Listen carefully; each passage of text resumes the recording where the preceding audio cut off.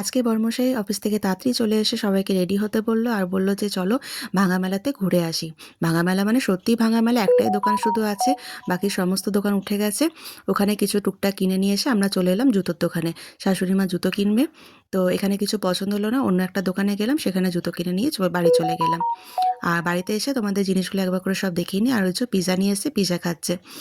আর এই যে মেলা থেকে ওই কাপের দোকান থেকে এই কাপ কিনলাম 6টা, আর এই যে একটা ট্রে মতো কিনলাম, টুকিটাকি যা লাগে। আর এটা আমার ছেলের কাপ, ও দুধ কি কফি যা হোক কিছু একটা খাবে। আর এই একটা প্লেট নিলাম, আর এই একটা চা ফা দেওয়ার একটা ট্রে মতো নিলাম।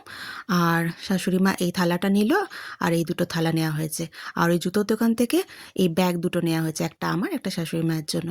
কেমন হয়েছে জিনিসগুলো তোমরা কিন্তু কমেন্ট করে অবশ্যই জানিও। আর শাশুড়ি মা এই জুতোটা নিয়েছে, বেল দেওয়া, পরতে সুবিধা হবে। আমার বড় একটা জুতো নিয়েছে, এই যে এটা। আর ব্লগটা এখানে শেষ করছি। কেমন লাগলো ভালো হলে লাইক শেয়ার কমেন্ট করে দিও।